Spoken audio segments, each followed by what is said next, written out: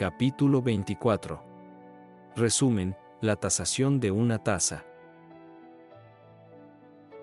En el capítulo 23 recorrimos todas las causas posibles detrás de las diferencias entre tasas.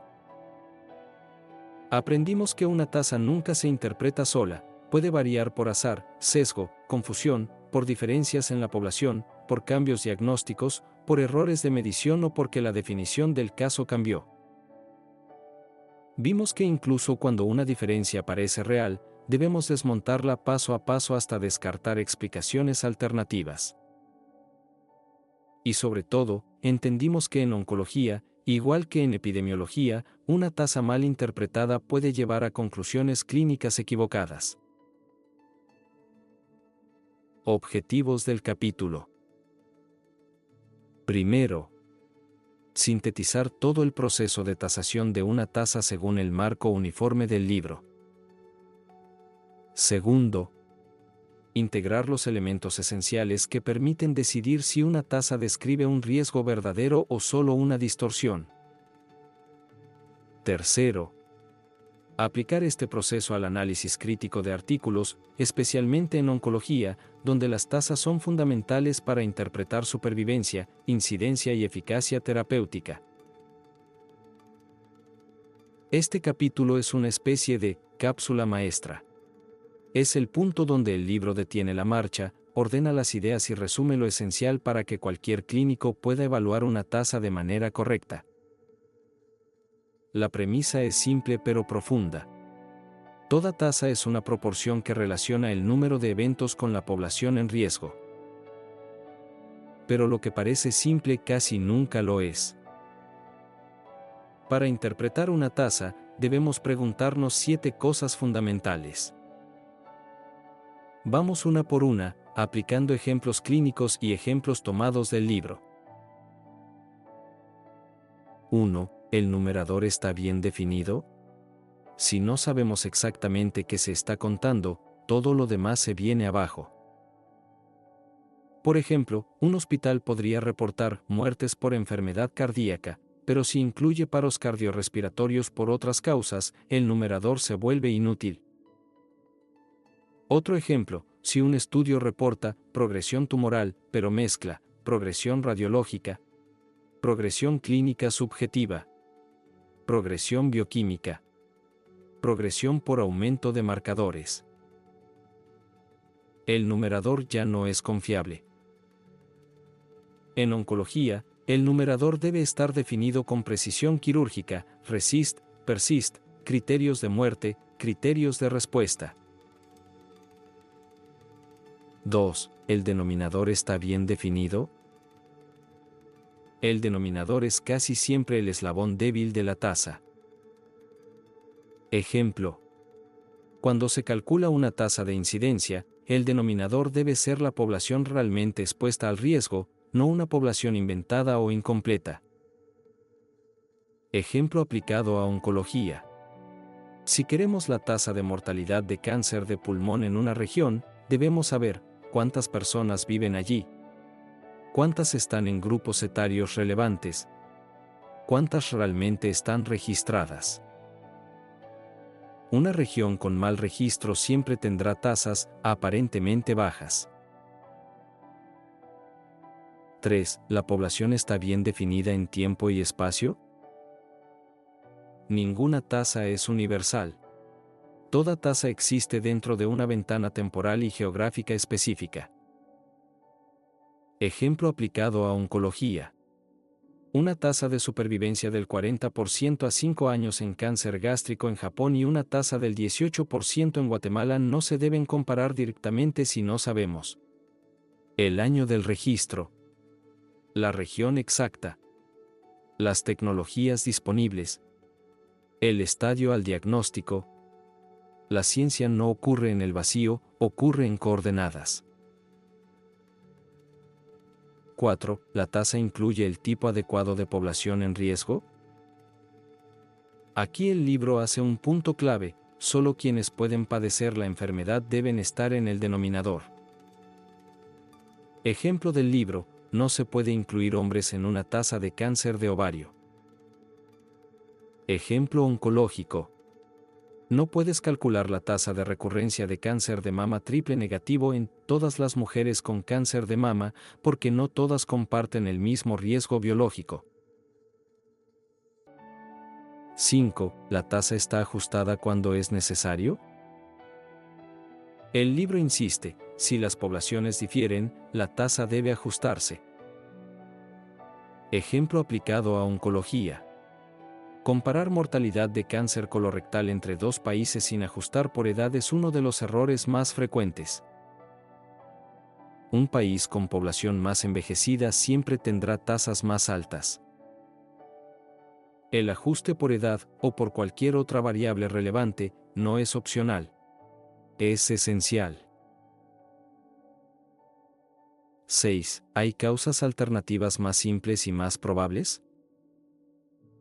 Antes de aceptar que el riesgo ha subido, debemos preguntar si no hay una explicación más básica.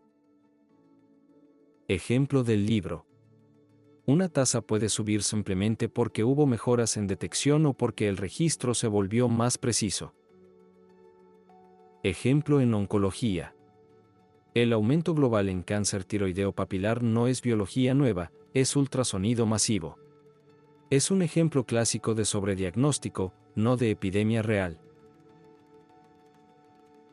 7. ¿La tasa refleja lo que realmente queremos medir? A veces la tasa correcta no es la que tenemos, sino otra. Ejemplo del libro. Una tasa de casos detectados no siempre es igual a una tasa de casos reales. Ejemplo aplicado a oncología. Supervivencia a 5 años puede no reflejar la eficacia real del tratamiento si se detectó más temprano. Hubo migración de estadio. Cambió la clasificación tumoral. Se redujo la mortalidad por causas no relacionadas. En esos casos, la tasa de mortalidad específica por cáncer suele ser mejor indicador. Estamos ahora en la sección donde el libro condensa todas las reglas prácticas para evaluar una tasa desde cero. En esta parte vamos a explorar 3 dimensiones adicionales: la calidad de los datos, la interpretación clínica correcta y los errores más comunes que cometen incluso los investigadores experimentados. 8. Evaluar la calidad y la completitud de los datos. Una tasa solo puede ser tan buena como los datos que la alimentan. El libro insiste en que antes de creer en una tasa debemos saber qué tan completo es el reporte, qué tan precisos son los diagnósticos, qué tan robusto es el seguimiento si hubo pérdidas significativas. Ejemplo aplicado a oncología. Muchos registros nacionales reportan tasas de mortalidad inferiores a la realidad porque no hay certificado de defunción completo. La causa de muerte se registra incorrectamente. Algunos cánceres no se confirman por biopsia. Hay migración de pacientes hacia centros privados que no reportan casos. Esto provoca una ilusión de tasas bajas, cuando, en realidad, la mortalidad puede ser alta pero mal capturada. 9. Revisar si hubo cambios en vigilancia o tamizaje. Una de las causas más frecuentes de cambios en tasas es el aumento o disminución de la vigilancia. Ejemplo del libro: una ciudad que introduce un programa de tamizaje puede ver un aumento abrupto en la incidencia de una enfermedad, aunque la enfermedad no haya cambiado. Ejemplo en oncología: la tasa de cáncer de próstata aumenta cuando se implementa PSA. La tasa baja cuando deja de usarse PSA de forma masiva. La biología no cambió, solo cambió el tamizaje. Esto es muy relevante al interpretar curvas de supervivencia y especialmente al comparar dos centros con diferente intensidad de diagnóstico. 10. Determinar si la tasa es válida para comparación. No todas las tasas pueden compararse entre sí. Ejemplo del libro. 2 hospitales pueden tener tasas de mortalidad diferentes, pero si uno atiende casos complejos y el otro casos simples, la comparación es inválida. Ejemplo en oncología: Comparar la mortalidad del cáncer de ovario entre un hospital de referencia nacional y una clínica privada que recibe estadios tempranos es metodológicamente incorrecto. Antes de comparar dos tasas debemos preguntarnos: ¿están las poblaciones definidas igual? ¿Están las edades distribuidas de manera comparable? ¿Comparten estadio tumoral? ¿Comparten el mismo acceso a terapias? ¿Comparten criterios diagnósticos? Si la respuesta es no, entonces las tasas no deben compararse directamente. 11. Reconocer cuando una tasa refleja sobrediagnóstico. El libro incorpora esta idea en varios ejemplos, y es esencial para oncología moderna. ¿Qué es sobrediagnóstico? Detectar tumores que nunca habrían causado síntomas ni muerte. Ejemplo del libro. Al aumentar la vigilancia, aumentan los casos detectados sin que cambie la biología. Ejemplo en oncología. Cáncer tiroideo papilar. Algunos carcinomas de próstata detectados solo por PSA. Nódulos pulmonares subcentimétricos detectados por TAC de alta resolución. La tasa aparente sube. La tasa real puede no haber cambiado. 12. Interpretar correctamente tasas que parecen mejorar. Una tasa de mortalidad puede bajar por razones equivocadas. Ejemplo del libro. Si los pacientes jóvenes emigran y quedan los mayores, la mortalidad puede subir sin que cambie el riesgo real. Ejemplo en oncología. Si un hospital mejora sus tasas de supervivencia por cáncer porque envía casos avanzados a otros centros, pierde pacientes de seguimiento, cambia la definición de progresión, entonces la tasa no representa un verdadero avance terapéutico.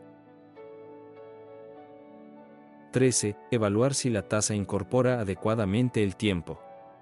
El tiempo es un componente crítico. Ejemplo del libro. Una tasa de incidencia anual no puede compararse con una tasa acumulada. Ejemplo aplicado a oncología: supervivencia a 5 años. Supervivencia libre de progresión. Incidencia anual de cáncer. Mortalidad específica ajustada. Cada una incorpora el tiempo de forma distinta. Si el tiempo no se considera, la interpretación será incorrecta.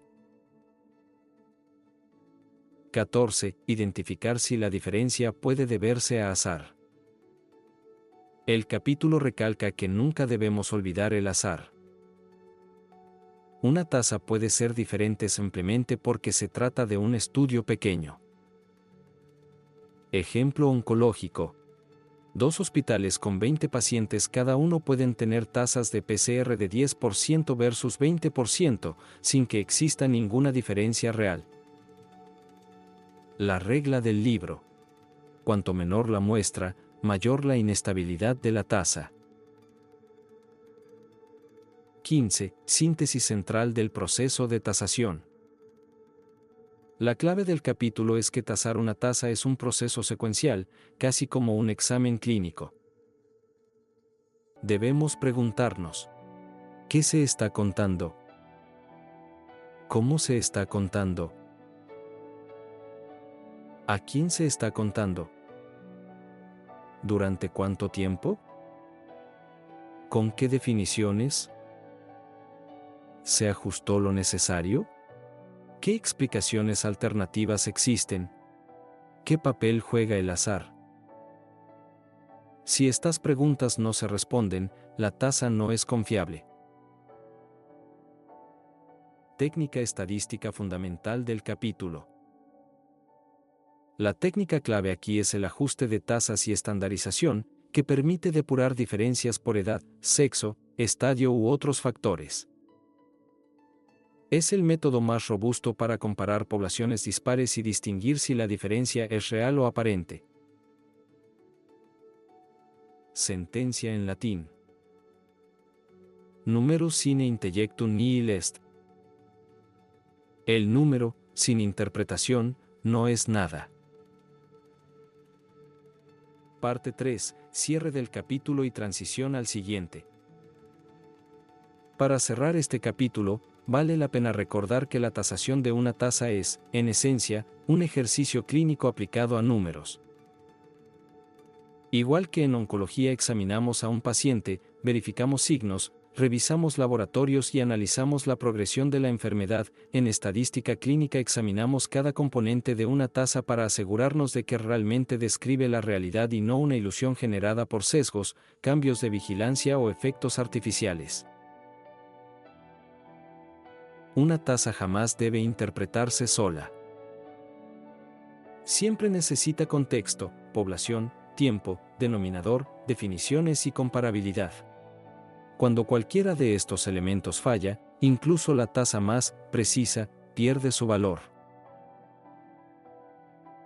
Del mismo modo, una tasa aislada puede ser tentadora para conclusiones rápidas, pero el clínico riguroso, especialmente un residente de oncología médica, debe entrenar su mente para pensar como un epidemiólogo, primero sospechar, luego verificar, y solo al final interpretar.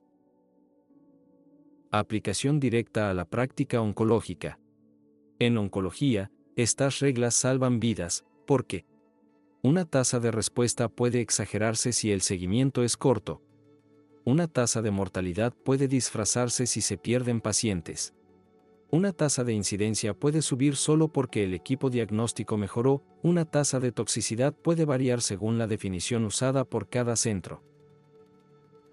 Los residentes deben acostumbrarse a leer más allá de los números y preguntar, siempre, ¿qué realidad está describiendo esta tasa? Ejemplo final integrador. Imagina que dos hospitales reportan tasas de respuesta al FOLFIRINOX en cáncer pancreático. Hospital A, 35%. Hospital B, 20%. ¿Qué podría explicar la diferencia sin que exista una verdadera superioridad? Hospital A usa TAC de alta resolución, más sensibilidad para captar respuestas parciales. Hospital B tiene mayor proporción de ECOG-2. Hospital A excluye pacientes con ictericia residual. Hospital B tiene menos acceso a radiología intervencionista. Hospital A reporta respuestas a las 8 semanas. Hospital B reporta a las 12 semanas. Es el mismo tratamiento. Pero la tasa cambia completamente si ignoramos lo que hay detrás de ella. Cierre reflexivo. La lección más importante del capítulo es simple pero poderosa. Una tasa es una conclusión disfrazada de número. Nuestra responsabilidad como médicos es deshacer el disfraz y entender la lógica interna de ese número antes de aplicar sus implicaciones en decisiones clínicas. Start Speech V igual a X Load Start Speech, capítulo 25. Ejercicios para detectar errores, la tasación de una tasa, en Speech. Antes de entrar al capítulo de hoy, hagamos un repaso breve del capítulo 24, en Speech. En el capítulo anterior estudiamos los elementos esenciales de la tasación de una tasa, especialmente cómo distinguir una tasa real de una tasa aparente, y cómo los errores en el conteo de casos o en la estimación del denominador pueden distorsionar las conclusiones. Comentamos ejemplos donde la tasa depende de la calidad de la recolección de datos, de la completitud del seguimiento y de la estabilidad real de la población. Y vimos cómo los factores externos como migración, cambios en el diagnóstico, disponibilidad de pruebas, presión del observador o sesgos institucionales pueden alterar la interpretación de una tasa, aunque el número crudo parezca convincente. Objetivos del capítulo. En Speech. Primero, aplicar el marco uniforme para detectar errores en estudios que reportan tasas usando escenarios reales y simulados. Segundo, aprender a reconocer cuando una tasa está sesgada por el método de medición, por el proceso de selección o por cambios en el tiempo. Tercero, integrar estos conceptos con ejemplos clínicos aplicados a oncología, de modo que puedas leer artículos con una mirada crítica y muy afinada. Muy bien, Kamrad, ahora sí, entremos al capítulo 25. Imagínate que estás en una clase interactiva, manejando hacia el hospital, y vamos desmenuzando juntos estos ejercicios como si estuvieras frente a tus residentes. Este capítulo presenta 2 ejercicios clásicos diseñados para poner a prueba tu capacidad de detectar errores en la estimación de tasas. En realidad, estos ejercicios son joyas pedagógicas, porque muestran con claridad cómo una tasa puede parecer impresionante, pero estar completamente equivocada si los elementos del numerador o el denominador están mal definidos.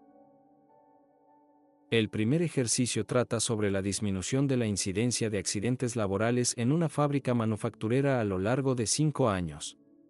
Y aunque al principio suena como una historia de éxito, las tasas bajaron consistentemente, cuando lo analizas con el marco uniforme, se revela un ejemplo clásico de confusión por cambios poblacionales y alteraciones en la captación de casos. La empresa reportó que los accidentes pasaron de una tasa alta a una tasa francamente baja. Pero al inspeccionar los datos, se observa que con el paso del tiempo la fábrica cambió su composición laboral. Al inicio empleaba principalmente personal con experiencia mayor, físicamente más apto para las tareas que realizaban desde años atrás. Después, con el crecimiento productivo, entró una gran proporción de trabajadores jóvenes, nuevos, con menor experiencia y mayor rotación. Y aquí aparece el primer principio clave. Una tasa solo es comparable cuando la población subyacente es comparable.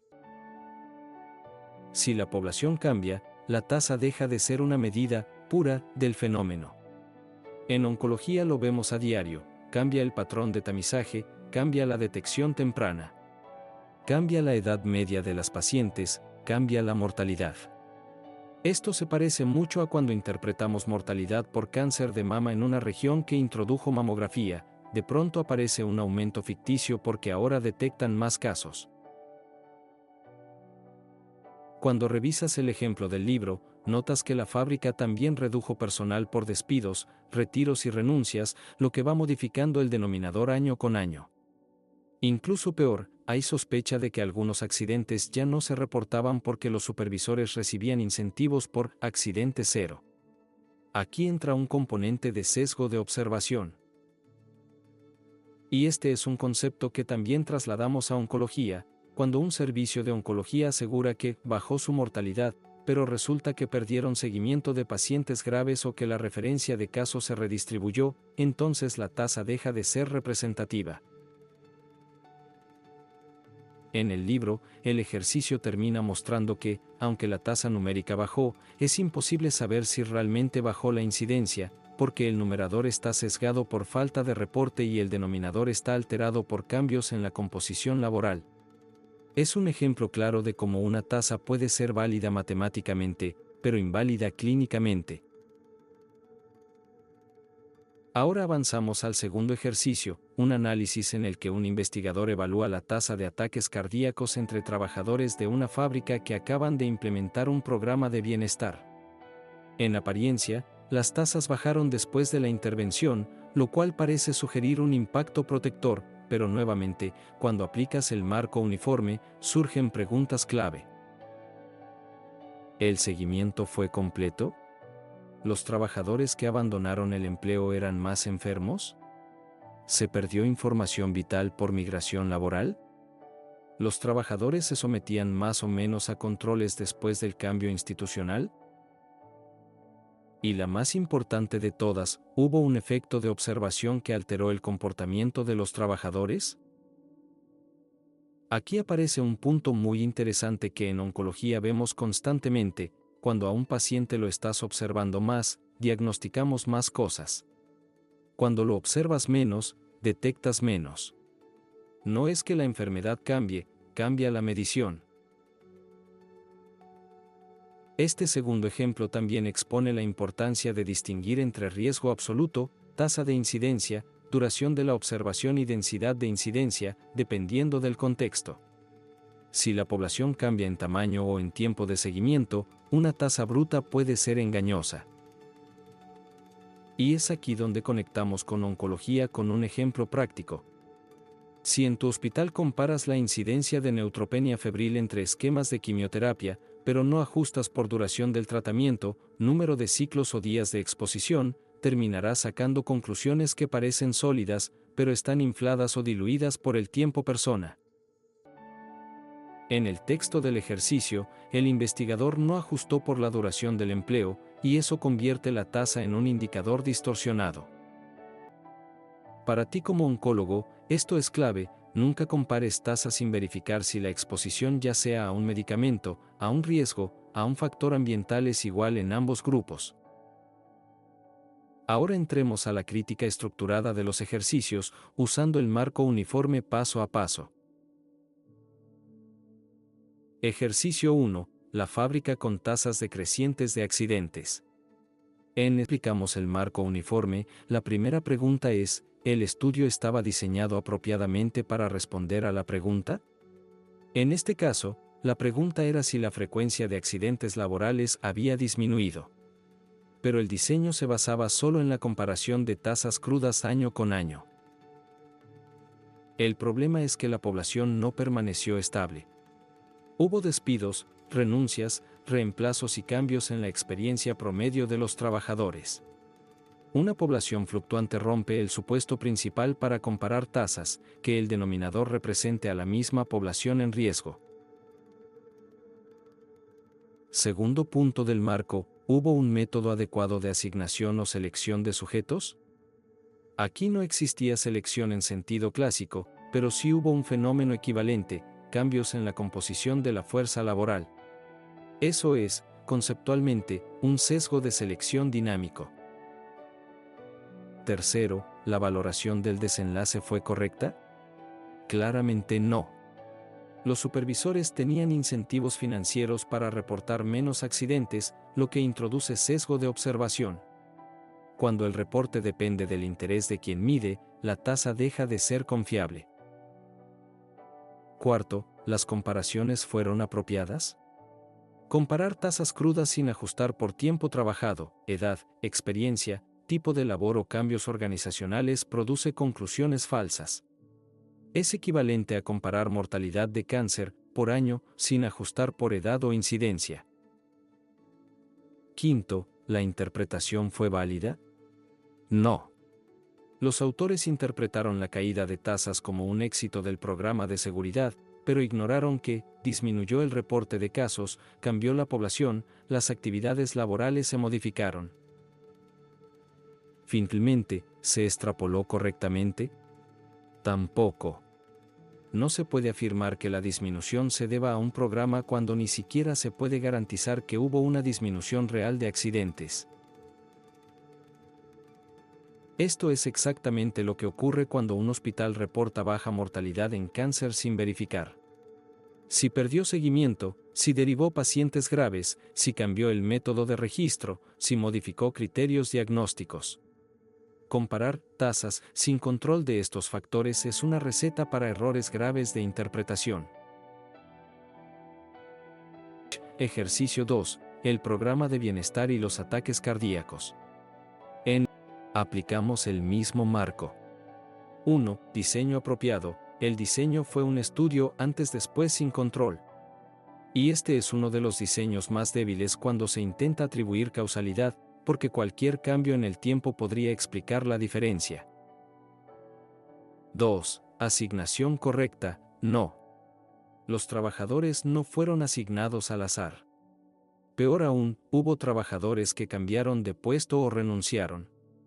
Quienes permanecieron, probablemente eran más sanos. Esto produce sesgo de supervivencia laboral. 3. Valoración del desenlace. Las tasas dependían del reporte de eventos. Pero después del programa, los trabajadores acudían menos al servicio médico por miedo a ser etiquetados como no saludables. Eso reduce artificialmente el numerador. 4. Comparación, no fue válida. Para comparar tasas en poblaciones cambiantes, debieron usar personas año, análisis estratificado, ajuste por edad y tiempo en riesgo. 5. Interpretación válida. No. El programa pudo no haber tenido efecto alguno, la reducción observada puede deberse solo a pérdida de casos reportados. 6. Extrapolación inapropiada. No se puede afirmar que el programa reduce infartos cuando no se sabe si la incidencia real cambió. Este ejercicio refleja perfectamente estudios donde se reporta, después del programa de tamizaje, la mortalidad bajó. Pero si revisas a fondo encuentras menos registros, pérdida de seguimiento, migración de pacientes, cambios en la calidad diagnóstica. Sin control adecuado, la tasa solo refleja un espejismo estadístico. Criterios generales para detectar errores en tasas. ¿Verifica el denominador representa realmente a todos los sujetos en riesgo? ¿Cambió la población? Revisa el numerador, ¿se capturaron todos los eventos? ¿Hubo incentivos para subreportar? Identifica cambios en el tiempo, ¿cambió la forma de diagnosticar? ¿Hubo variación en personal o en acceso a servicios? Busca sesgos de observación. ¿Los sujetos fueron observados más o menos después de la intervención? Evalúa si hubo ajustes adecuados. Sin estratificación ni ajuste, dos tasas rara vez son comparables. Pregunta si el resultado es clínicamente plausible. Una reducción dramática sin cambios reales en los determinantes suele indicar error de medición. Empecemos con algo muy habitual. Un hospital anuncia que su mortalidad por cáncer gástrico bajó de 40% a 20% en 5 años. Suena impresionante, pero ¿refleja un cambio real?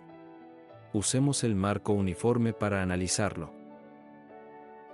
Primero, preguntamos si la población es la misma. En muchos hospitales, con el tiempo, se reduce el número de pacientes en etapa avanzada porque se remiten a centros especializados o porque mueren antes de llegar. Si la población en riesgo cambia, la tasa ya no es comparable. Segundo, revisamos el numerador. ¿Cuántas muertes se registraron? ¿Se registraron todas? ¿Hubo pérdida de seguimiento? En cáncer eso es especialmente crítico. El hospital puede haber perdido contacto con pacientes metastásicos y no contar sus muertes. Eso baja artificialmente la tasa. Tercero, preguntamos por el proceso de observación. Si el hospital implementa controles ambulatorios más estrictos, diagnostica antes algunas complicaciones, pero también puede dejar de registrar fallecimientos ocurridos en casa o en otros centros. De nuevo, la tasa desciende sin una mejoría real. Cuarto, analizamos si hubo ajustes. Las tasas crudas casi nunca sirven para comparar servicios de oncología. Se necesita ajustar por edad, estadio tumoral, ECOG, comorbilidades, acceso a tratamientos sistémicos y tiempo de seguimiento. Sin ese ajuste, la interpretación es inválida. Ahora pasemos a un segundo ejemplo oncológico. Supongamos que una clínica afirma que su tasa de respuesta al tratamiento neoadyuvante en cáncer de mama HER2 positivo pasó de 50% a 80% en 3 años. ¿Qué problemas pueden esconderse aquí? Veámoslo paso a paso. Primero, debemos verificar si cambió el método diagnóstico. Es posible que antes se utilizara una técnica de imagen menos sensible y ahora una más precisa, como PET-CT o resonancia mamaria. Eso produce más respuestas aparentes, no porque la terapia sea mejor, sino porque ahora se miden las lesiones con más precisión. Segundo, debemos evaluar si la población tratada cambió. Tal vez antes la clínica recibía tumores más grandes y avanzados. Si ahora recibe casos más pequeños o pacientes más jóvenes, la tasa de respuesta sube automáticamente. Tercero, preguntamos si hay sesgos de observación. En oncología es frecuente que los radiólogos conozcan el tipo de tratamiento y esperen ver una respuesta. Si no hay enmascaramiento, la medición de la respuesta puede ser subjetivamente más favorable. Cuarto, revisamos la completitud del seguimiento. Un problema típico es eliminar de la tasa a las pacientes que abandonan tratamiento o progresan temprano. Eso deja solamente a las que completaron quimioterapia, inflando la tasa de respuesta. Apliquemos ahora un tercer ejemplo. Una unidad de cuidados paliativos informa que redujo la tasa de reconsultas a urgencias en pacientes oncológicos terminales. ¿Es realmente un éxito clínico? No necesariamente. Analicémoslo con el marco uniforme. El primer problema es el efecto de la observación. Cuando un equipo paliativo hace más visitas domiciliarias, los pacientes ya no van a urgencias porque reciben atención directa. Así la tasa de reconsultas baja, pero no significa que los pacientes estén mejor. El segundo problema es la definición del numerador. ¿Se contaron todas las consultas? Algunos pacientes pueden asistir a otros hospitales. Si no se registran, la tasa desciende de manera artificial. El tercer problema es que la tasa no toma en cuenta el tiempo en riesgo. Si los pacientes fallecen antes, tienen menos tiempo para reconsultar. Así la tasa mejora, pero por una razón equivocada. Ahora llevemos estos principios a un cuarto ejemplo relacionado con supervivencia oncológica, que es donde más errores cometen incluso investigadores experimentados. Digamos que un hospital mejora su supervivencia global en cáncer de pulmón. Antes era de 10 meses y ahora es de 14 meses. Suena excelente, pero podemos desmontarlo paso por paso. Primero, debemos preguntar si la fecha de inicio del seguimiento cambió. Antes se contaba desde el diagnóstico radiológico. Ahora desde la biopsia, que puede tardar semanas. Ese retraso produce un fenómeno llamado lead time bias o sesgo por adelanto diagnóstico. Segundo, debemos verificar si hay sesgo de migración. Pacientes más graves pueden haber sido trasladados a otros centros y sus muertes no se registraron. Así la supervivencia sube sin que ningún paciente viva más. Tercero, debemos analizar el estadio tumoral. Si hubo mejoras en imagen y se detectan tumores más pequeños, estamos frente al sesgo de clasificación o stage migration. Algunos le llaman el Will Rollers Effect, donde al recategorizar pacientes, cada grupo parece mejorar. Sentencia en latín, nihil est verius quam ratio bene examinata. Traducción, nada es más verdadero que un análisis bien examinado.